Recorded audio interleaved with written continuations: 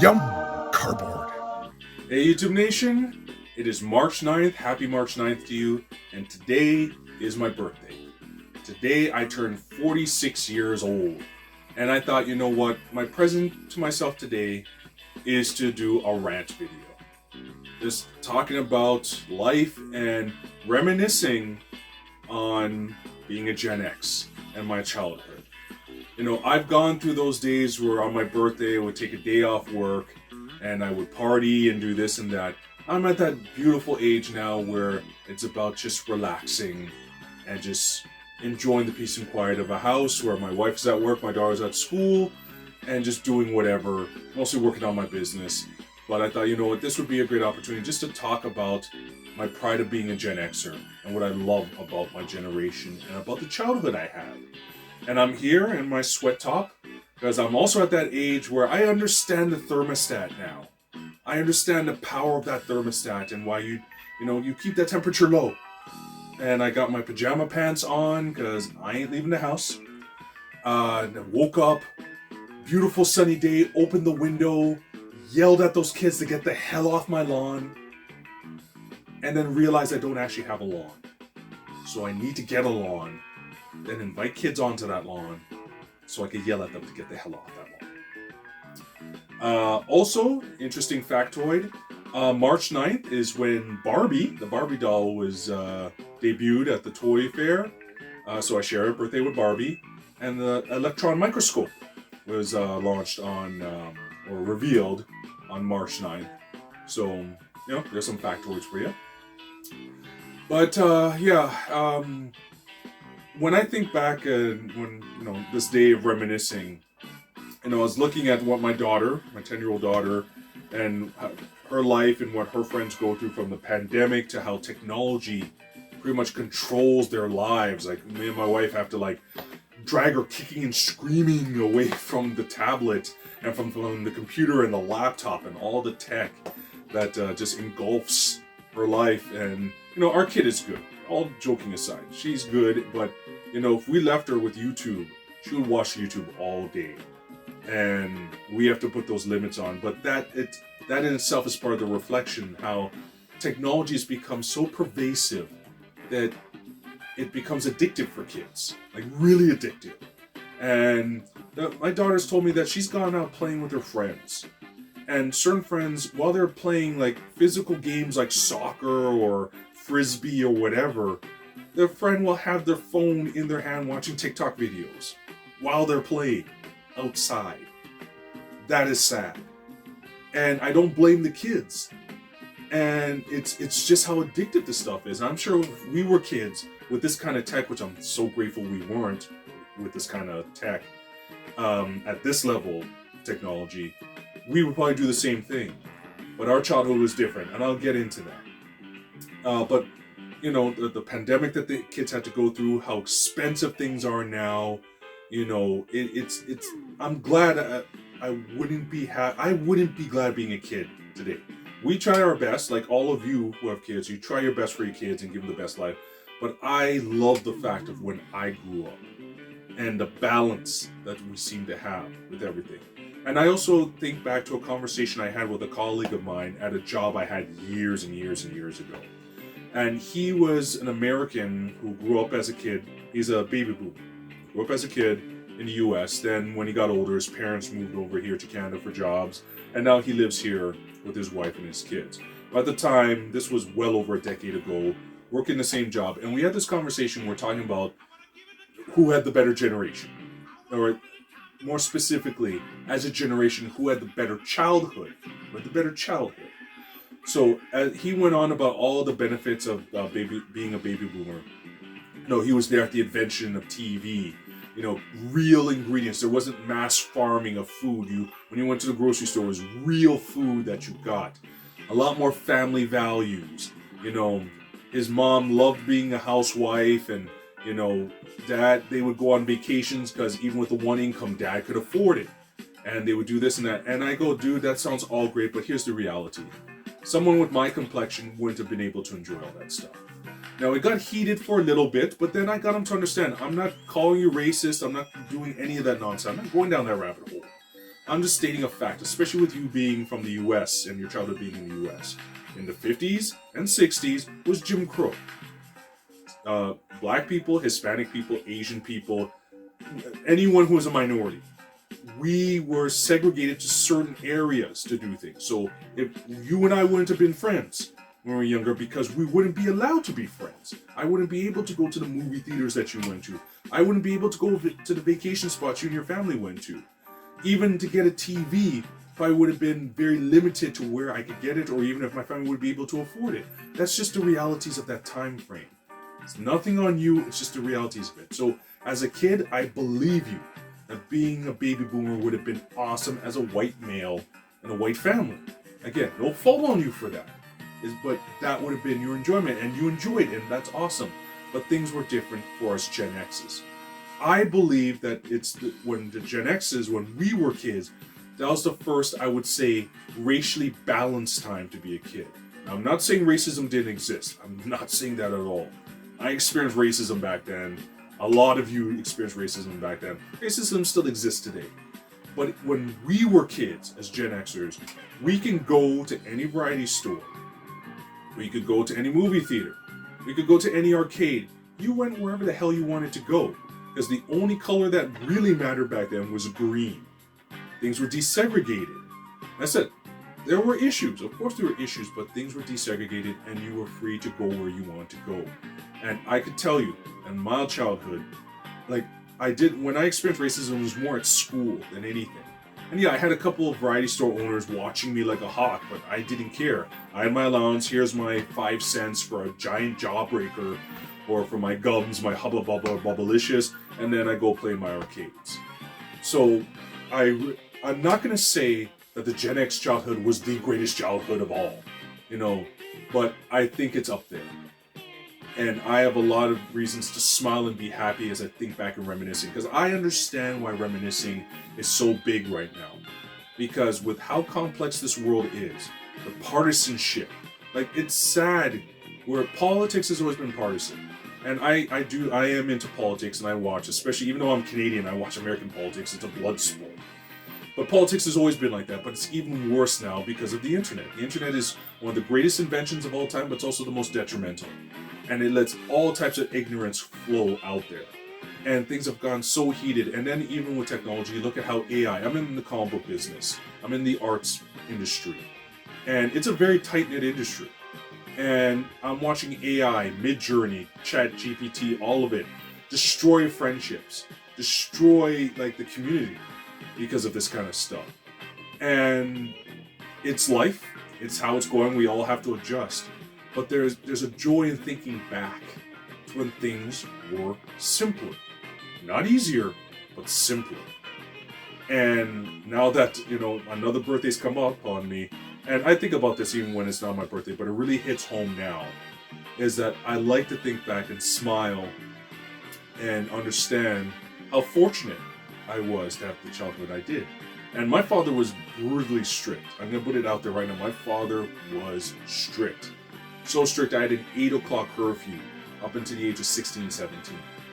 And I won't talk about my teen years, because my teen years were completely different. That I went through depression, I went through a lot of things, but that's social, economic, that's family issues, that's peers, that's a completely different thing. I'm talking about my childhood. And my childhood was bloody awesome.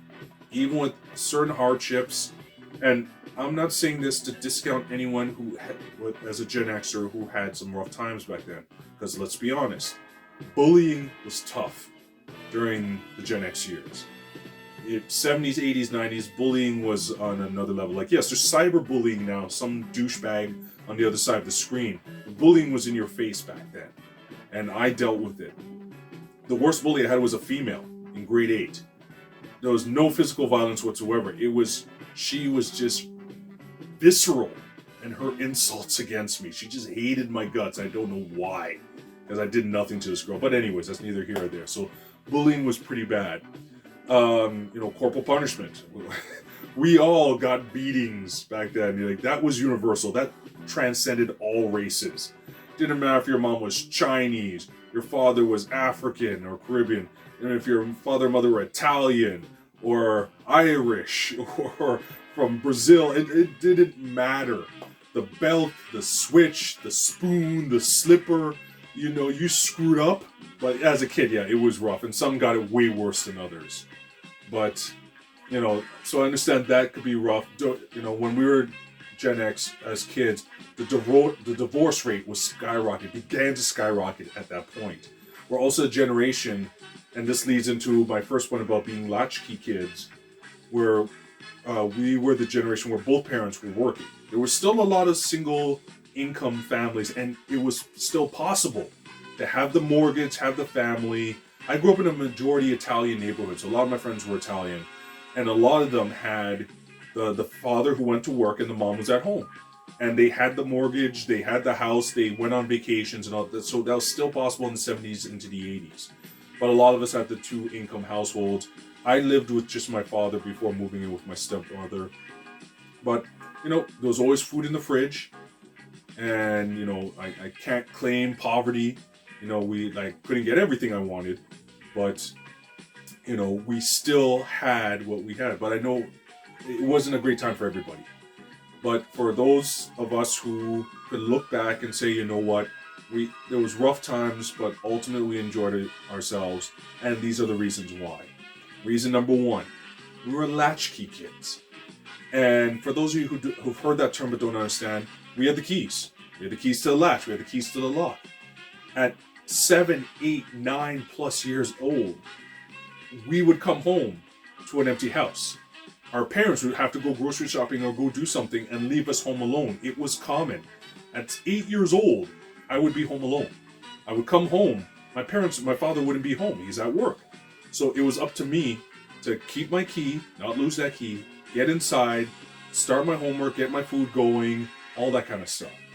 And what I really love and miss, and I know this is going to sound like horrible to certain parents out there, but this is some of my favorite memories of living with my father, is that when my parents divorced when I was 6 and I lived with my father 7 onward, before we moved in with my stepmother when I was 10, from the ages of 8 to 10, my father, some Fridays, would go out.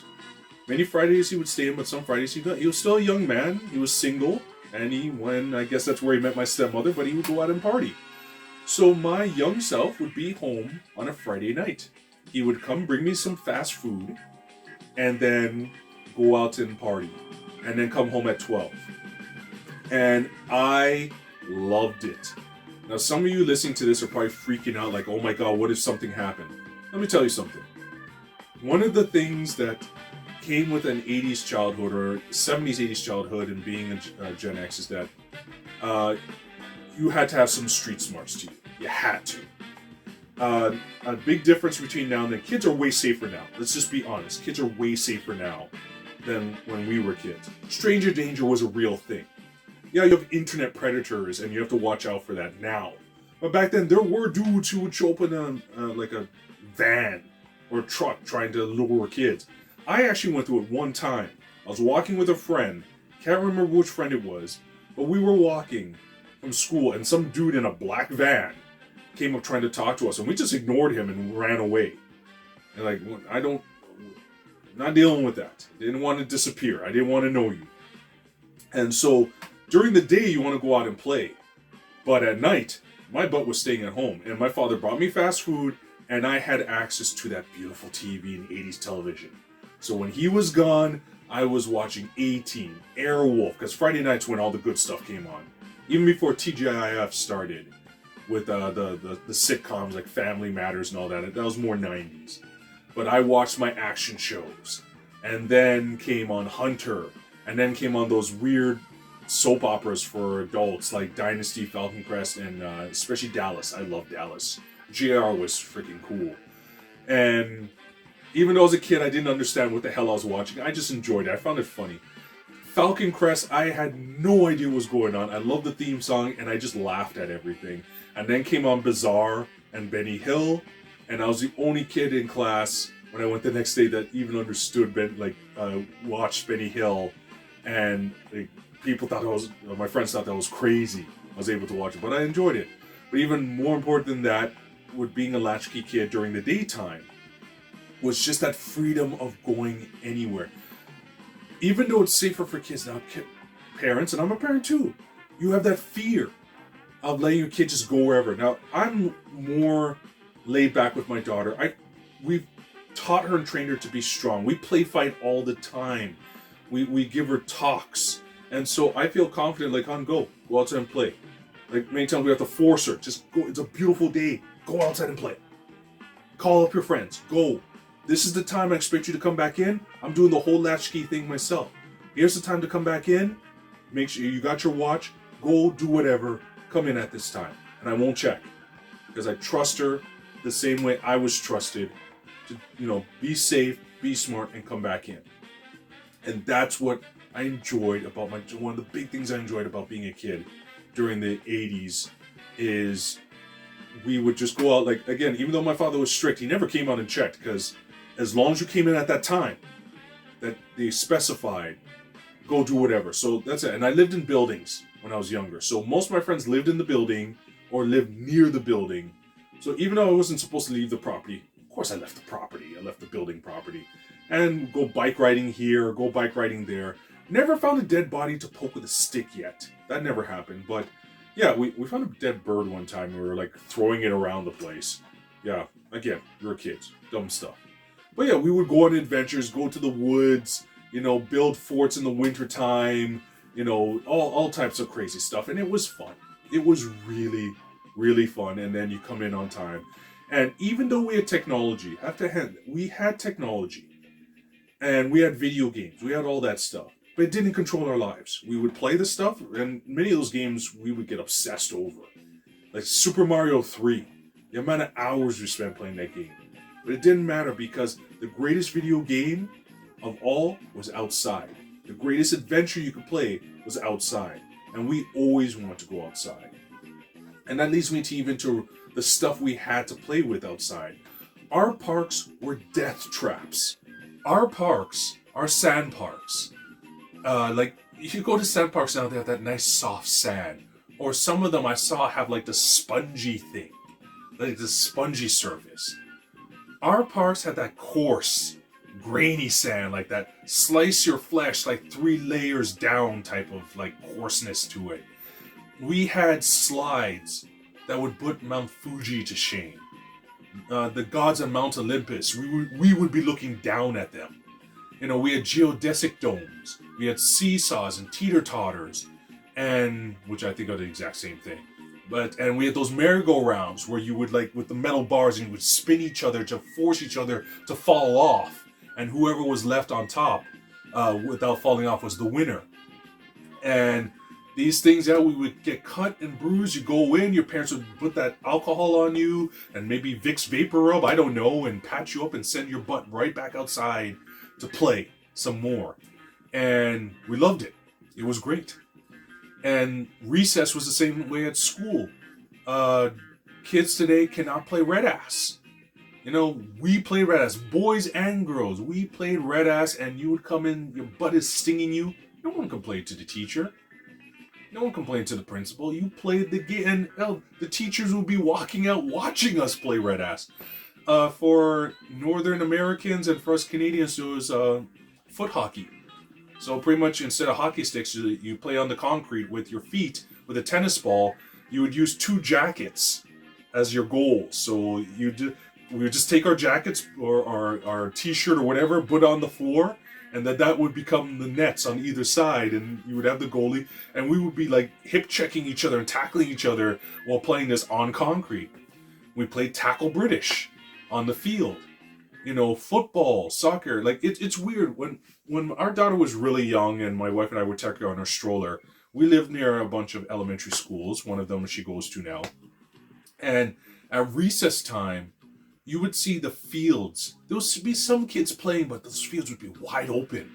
The walls, where we would have red ass and, handball / wall ball tournaments, wide open. And we're looking at like, wow, damn, times have changed.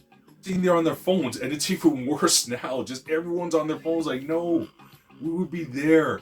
Like, especially with we call it handball. I know some friends of mine call it wall ball.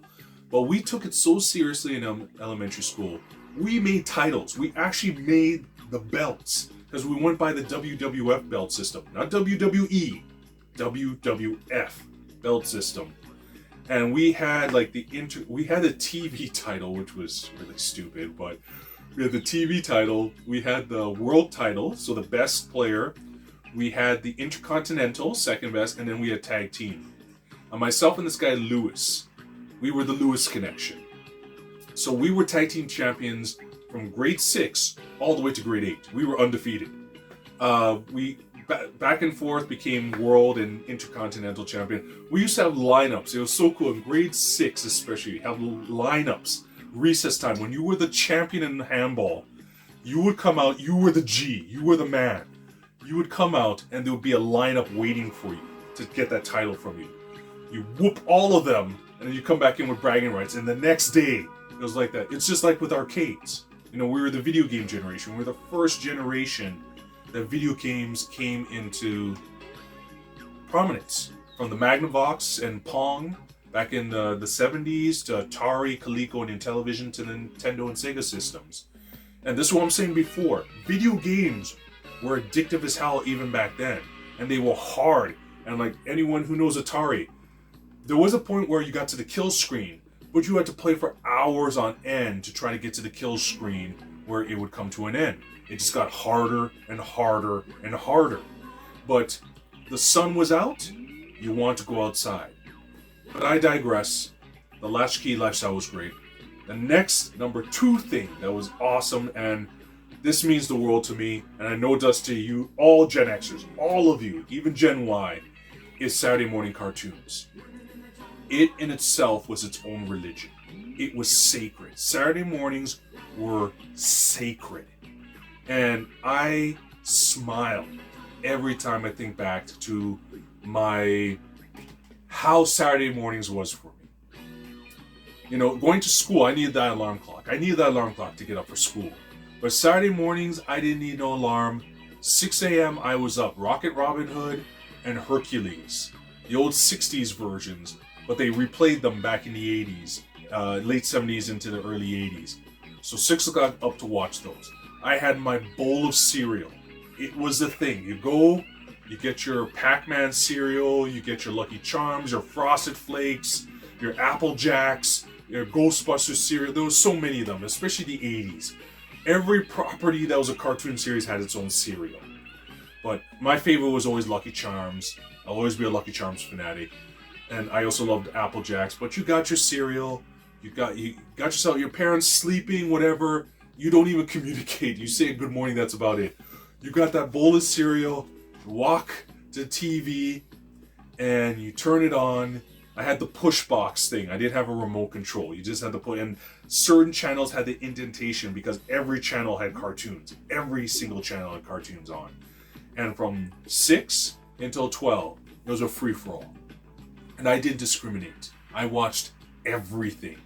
I didn't care if it was the stuff like Dungeons and Dragons and Spider-Man's Amazing Friends and Silverhawks and Thundercats and Voltron, or it could have been the kiddie stuff like Gummy Bears and Kissy Fur and Foofus and all that, or the girl cartoons like Lovely Lady Locks and Gem and the Holograms and Rainbow Bright. I didn't care. I watched all of them. I loved it. It was a buffet. An all-you-can-eat buffet of cartoons. And you watched it until it was noon. One of the good things about how we watched TV as kids and how we were forced to watch TV back then is that you had no choice but to wait for your show to come on. You had to be patient. So it was a breakfast date. It was, you waited. Like even phone, me and my friends would not call each other until 12. The phone would not ring, we would not communicate until 12 because we don't interrupt each other. It was Saturday morning.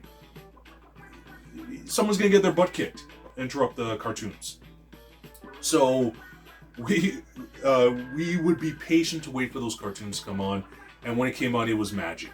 Just eat your cereal, have your breakfast, and watch those cartoons. Then at noon came on wrestling, WWF, the old school stuff, and then you either went outside to play, or for my fellow Ontarians, We had global television, which would have like Inspector Gadget, Bionic 6, Mask, The Secret Railway, The Bugs and Tweety Hour, all that stuff from 1 o'clock to 6. And sometimes I would just stay in and watch that stuff. And then after that, well, Centurions. I can't forget about Centurions and Inhumans. Global had all that stuff. And then after that came on the news. And then I would go read my comic books, including this comic book here. This was the book that changed my life and got me into comic books, Silver Surfer #4. And I was snuggled up, read my comic books, draw, and all that. And that was a complete Saturday. Saturday was awesome. And yeah, I know for you guys, I don't have to go on about Saturday morning cartoons. They were just amazing. Sunday had some, and Sundays when I would watch like the anime stuff, like Channel 4 would have all the crazy anime, like that's when Astro Boy, G-Force, Spartacus and the Sun Beneath the Sea, the French stuff, Barbara Papa, the French stuff would come on, but that's as simple as weekends got, and then you go out and play, and it's that simplicity that was just so great about it, and so enjoyable about it. Third is music. Now, to this day, I don't really listen to new music. I am old school to the point that 70s to 90s is my music. It's the music I enjoy. We were there, well, even before, like, I'm talking about Gen X, the whole group, not just me, from 65 to 80, the whole group. We were there with the real birth of 70s rock. Talking about the Pink Floyd, the Led Zeppelin, AC/DC, all that, and I enjoy that stuff. We were there at the birth of hip-hop, the birth of this genre, which is now the biggest music genre in the world. We were there at its birth, and seeing how it progressed. 80s new wave, and like all of it, like just that, and funk, disco. I love my funk and disco and soul and all that. Like the 60s had some great music. Not going down 60s music, but the 70s into the 90s. This is music that today, to this day, is insanely popular and kids like listening to, and is remixed and redone and sampled over and over. Kool and the Gang never has to come out with an album ever. They are taking care until time ends, because their stuff is sampled so much. And just like music, it's also entertainment. I will still contest, I will say this with arrogance, the 80s was the most innovative decade for movies ever. I will die on that hill. I'm not saying it's the best decades for movies. I'm saying it was the most innovative. That the 80s seemed like it was the decade that they would try anything. You watch Buckaroo Banzai, you watch Tron, The Never-Ending Story, The Dark Crystal. Pretty much anything is good. Even the teen comedies like the Hughes classics like 16 Candles and The Breakfast Club, movies like Mannequin and Splash. They were willing to try anything in the 80s. And you gotta appreciate that. You gotta love it. Even in horror, the 70s, late 70s into 80s was the true birth of the horror that we know today. Horror goes back into the late 60s, but the Freddys, the Jasons, the Mike Myers, all of that, the Pinheads, It, Stephen King, all of it came into prominence when we were younger. And again, it's the stuff that's popular today. All the pop culture stuff that's popular to this day, from Transformers to My Little Pony, Teenage Mutant Ninja Turtles. It doesn't matter, G.I. Joe, He-Man, all of it came out when we were kids. And we are still the ones that are keeping it popular. It's funny that my daughter, enjoying She-Ra, but, it's beautiful to see that she enjoyed it, but it came out when I was a kid. And we could sit there together and watch it. And see that all these years later, decades later, it's the love that my generation and the financial support that we Gen Xers put into it that keeps this stuff going. And now a new generation enjoys it. So I think that's a great thing. We were also the first computer generation. And this goes full circle back to what I was talking about tech. We had tech, we had video games, we were the first video game and first computer generation. And, computers were not as big a part of our life as they are today, obviously. The Commodore 64 and the Amiga and the IBM clones and the original Macintoshes don't measure up to how they are today. But we had them. We were the first generation when the internet came in. I was in high school. and when the internet came out. And so we had Netscape and AOL and all that kind of stuff with that horrible phone dial-up. But again, the main thing is because we grew up with that mindset to go out, to do things, I think that's the main reason why it's different than Gen Z and the current generation, where they are the plugged-in generation. They grew up plugged in. We grew up outside, and it was all about outside and doing things. Yeah. This is the fun of rambling. Like I said, I'm just playing this off the top of my head, and maybe now that I'm kind of getting lost in thought now, this is probably where I need to wrap it up. But as you can see, I just have a reverence for how I grew up and what it was like as a Gen Xer. I love my generation. I love the childhood that I had, and this is what I like to reflect on. That no matter where the world is going and how things seem to be more partisan, more sensitive, like things are so sensitive now. I don't know if it's good or bad or where we're going, but opening my eyes to what it was like being a kid, I am fortunate. I'm fortunate, especially when I see what's happening in Ukraine, what happens in so many countries, in the Congo and Myanmar, that we're trying to teach our daughter to be grateful that she was born and raised in Canada. She lives here in North America. And I know people who have come over who are my age, and when they talk about what they went through as kids, it's like, it boggles the mind. My jaw's on the floor of the hardships they had to go through. And I think we need to look at ourselves and really appreciate what we have and what we had. Because we have this life once, we live it once, and you got to appreciate all that comes with it. And I move forward knowing that, okay, you know what, I've had a good life. I want to continue to have a good life. I want my daughter to have a good life. And I want to be able to smile and know that on my last day, you know what, I rocked this. This was good. And from what I see in the past, I have a lot to smile about. I know many of you do too. So that is my birthday rant. Yeah. Happy 46 to me. Happy 46 to whoever's out there. Happy birthday to all my Gen Xers and everyone else. Wishing you all the best. Thank you for listening, and please leave a comment. If you want to share your takes on what I talked about, please be my guest. That's what YouTube is about. It's just rambling on and sharing with other people who are interested in listening and sharing too. So all the best, and Gen Xer for life.